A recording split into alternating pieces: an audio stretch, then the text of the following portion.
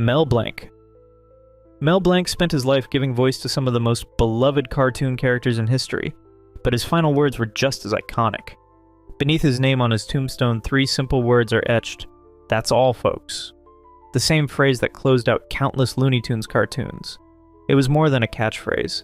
It was his signature, his farewell, and his final performance, ensuring that even in death, his voice would never fade. Blanc's son, Noel, once revealed that his father had joked about wanting those words on his tombstone long before his passing. It wasn't just a whimsical idea. It was a perfect encapsulation of his humor and his deep connection to the characters he brought to life. For over 6 decades, Blanc was the voice behind Bugs Bunny, Daffy Duck, Porky Pig, and so many others, shaping the childhoods of millions. Even today, his voice lives on.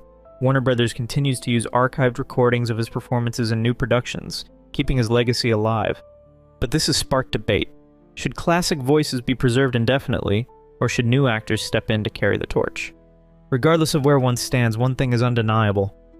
Mel Blanc's voice never truly went silent. His epitaph wasn't just a farewell, it was a promise that his characters, his humor, and his unmistakable talent would live on forever. Dean Martin. Dean Martin's final send-off was as smooth as the man himself. Engraved on his tombstone are the words, "Everybody loves somebody sometime." More than just a lyric, this was Martin's signature song, the tune that in 1964 dethroned the Beatles from the top of the charts.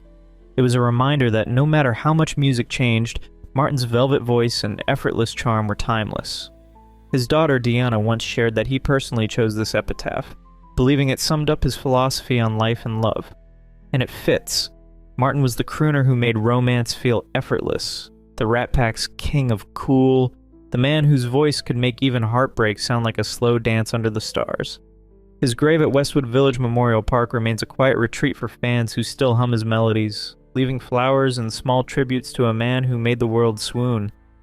Even in stone, Martin's voice lingers, reminding us all that love, like his music, never truly fades. John Wayne. John Wayne, the towering icon of the American West, was laid to rest in Pacific View Memorial Park. His grave initially left unmarked, as if even in death he preferred to ride off into the sunset unnoticed. Years later, his family decided to carve a simple yet powerful inscription into his tombstone. 3 words in Spanish, ugly, strong, and dignified, that encapsulated the very essence of the man who embodied the rugged cowboy spirit on and off the screen. Wayne himself once used this phrase to describe the kind of man he admired, and in many ways it was the perfect summation of his own legend. He was never the polished, pretty boy actor. He was broad-shouldered, gravel-voiced, and carried himself with an unshakable sense of purpose. The phrase wasn't just an epitaph. It was a final declaration of the persona he had spent a lifetime crafting. His legacy, much like those 3 words, remains etched into the fabric of American cinema, a reminder that sometimes the rough edges are what make a legend truly unforgettable. Jackie Gleason. Jackie Gleason was never one for subtlety. From his booming voice to his grandiose performances, everything he did was larger than life. So it's fitting that even in death, he made sure his final mark reflected his signature flair. Engraved on his tombstone are the words, "And away we go," the very catchphrase he used to kick off his variety show, a phrase that became synonymous with his boundless energy and comedic genius. But Gleason didn't just settle for a simple headstone. No, he meticulously designed his own circular mausoleum in Florida, ensuring that even in the afterlife, he would rest in a monument as extravagant as his career. The mausoleum, a gleaming white structure in Doral, is a testament to his love for the theatrical, a place where fans can visit and remember the man who made millions laugh. His epitaph isn't just a farewell, it's his final curtain call, a last bow to the audience that adored him. Even now, standing before his resting place, you can almost hear his voice, full of bravado, sending himself off in true showman style. Frank Sinatra. Frank Sinatra's final message to the world wasn't just a lyric, it was a philosophy. Engraved on his tombstone in Cathedral City, California, are the words, "The best is yet to come." A fitting epitaph for a man who lived like the future always held something greater. This wasn't just a song title, it was Sinatra's personal mantra. His daughter, Tina, once revealed that he used the phrase often in life, a quiet reassurance that no matter what, better days were ahead. Even in death, Sinatra remained the ultimate showman, leaving behind a message that felt like a curtain call rather than a goodbye. But Sinatra's grave holds more than just words. A bottle of Jack Daniels, a pack of Camel cigarettes, and a Zippo lighter were buried with him, his essentials, as if he were heading to another late-night session at the Sands. These weren't just props, they were symbols of a life lived on his own terms. Sinatra's love for Jack Daniels was legendary, to the point where the distillery sent him personalized cases. His voice, his swagger, his vices, they were all part of the mythology.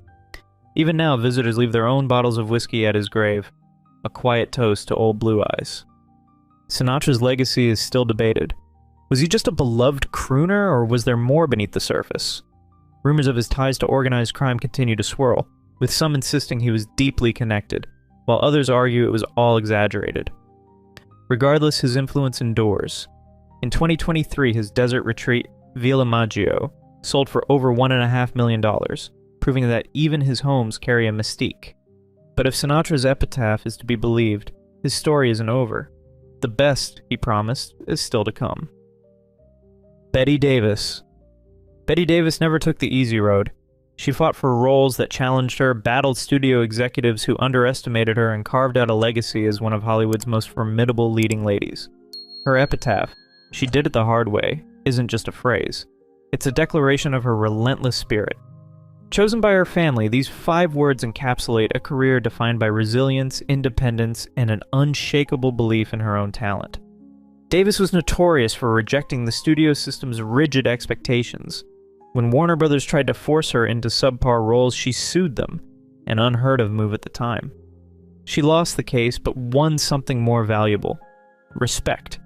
That same defiance carried her through decades of triumphs and setbacks, from her Oscar-winning performances to her legendary rivalry with Joan Crawford.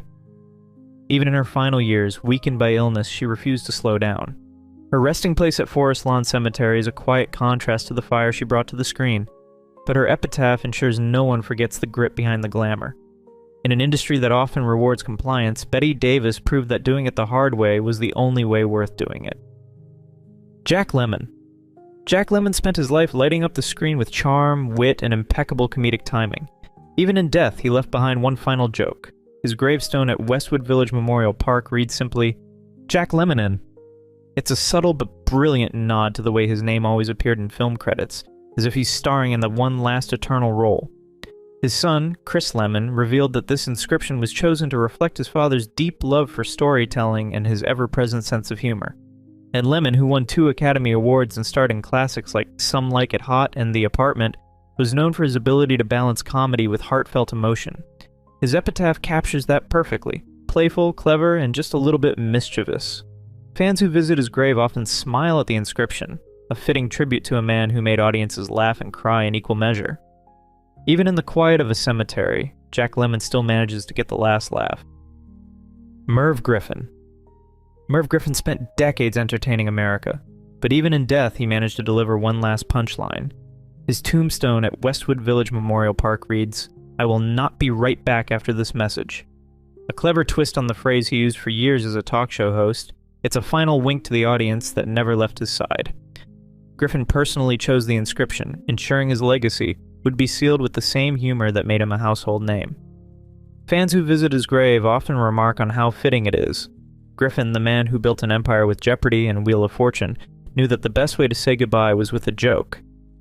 His epitaph isn't just a farewell, it's a reminder that even in the most serious moments, a little levity can go a long way. Billy Wilder. Billy Wilder's final joke was delivered in stone. His tombstone, nestled in the quiet Westwood Village Memorial Park, reads, "I'm a writer, but then nobody's perfect." A nod to the legendary final line of Some Like It Hot. It's a reminder that even in death, Wilder refused to let the curtain fall without one last punchline. The phrase is more than just a clever callback. It encapsulates his entire career, one built on razor-sharp wit and an unflinching eye for human nature. Wilder, the mastermind behind Sunset Boulevard and Double Indemnity, was Hollywood's ultimate storyteller, a man who could turn cynicism into poetry. His epitaph, much like his films, leaves an impact that lingers long after the credits roll. When visitors stop by his grave, they aren't just paying respects to a filmmaker, they're sharing a private joke with one of cinema's greatest minds. And in true Wilder fashion, it's a joke that never gets old. Jane Mansfield. Jane Mansfield was larger than life, a whirlwind of platinum curls, bombshell curves, and a charisma that could light up a room. But in death, she's remembered not just for her beauty, but for the love she left behind. Her tombstone in Pennsylvania bears a simple yet deeply emotional inscription: "We live to love you more each day." A message chosen by her family, it speaks to the devotion she inspired, the way her presence lingered even after her tragic passing in 1967. She was only 34 when a devastating car accident cut her life short, a moment that shocked Hollywood and left a promising career unfinished. Mansfield had been more than just a starlet. She was a mother, a woman who adored her children, and someone who embraced life with an infectious enthusiasm. Her grave remains a place of pilgrimage for fans who still see her as the ultimate blonde bombshell, a woman who lived boldly and loved fiercely. Even in death, she remains unforgettable. Her legacy etched not just in film reels, but in the hearts of those who continue to visit, read those words, and feel the warmth she left behind. Jean Harlow. Jean Harlow was Hollywood's first true blonde bombshell, a star who burned brightly and vanished too soon.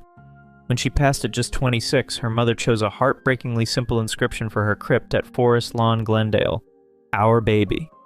No grand epitaph, no poetic farewell, just two words that spoke volumes. Harlow and her mother, Jean Bellow, shared an unusually close bond, one that often blurred the lines between devotion and control. Harlow, despite her fame, remained tethered to her mother's influence, even as her health declined. When she fell gravely ill, it was Bellow's deep-seated distrust of doctors that delayed proper treatment. By the time Harlow was hospitalized, it was too late. Her death left Hollywood reeling, but for Bellow it was as if the world had ended. She refused to acknowledge her daughter's passing, convinced that her unwavering faith would bring her back. Our baby wasn't just a tribute. It was a desperate refusal to let go.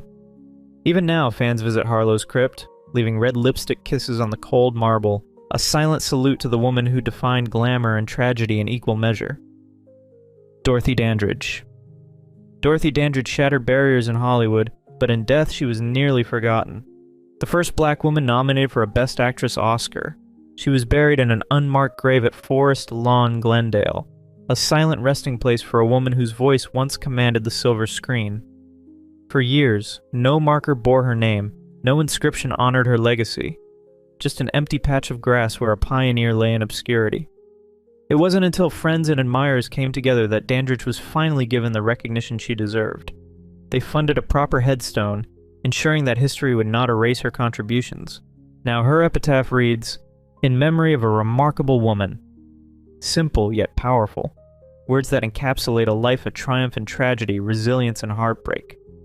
Today, visitors to her grave see more than just a name. They see a symbol of perseverance in an industry that was never built for her success. The site has become a quiet shrine, a place where fans and historians alike reflect on the price of breaking barriers.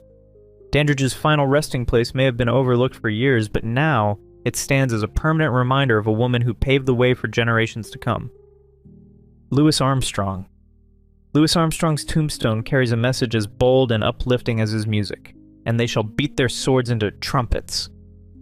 It is a reimagining of a biblical verse, but in true Armstrong fashion, it transforms the imagery of war into the promise of music. For a man who spent his life turning sorrow into song, it is a fitting farewell. His music was more than entertainment. It was a bridge, a force of unity that transcended race, class, and borders.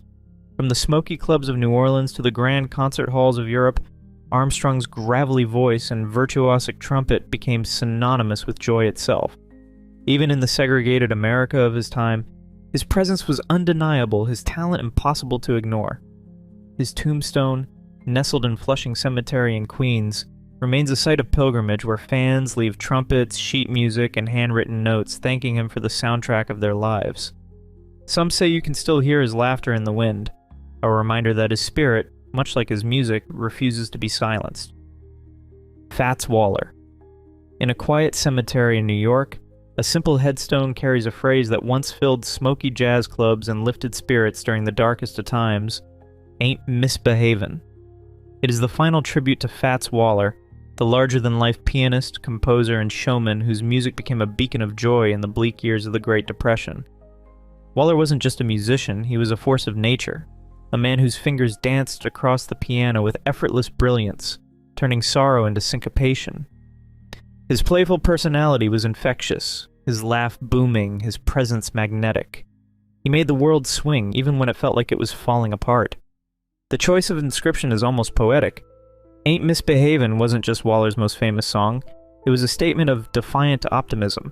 Written in the late 1920s, the song became an anthem of resilience, a promise of devotion in the face of uncertainty. It was a tune that carried people through breadlines and dust storms, a melody that reminded them that even in hardship there was still room to smile, to dance, to love. And perhaps that's why it sits above his final resting place, not just as a nod to his legacy, but as a reminder that joy, once given, never truly fades.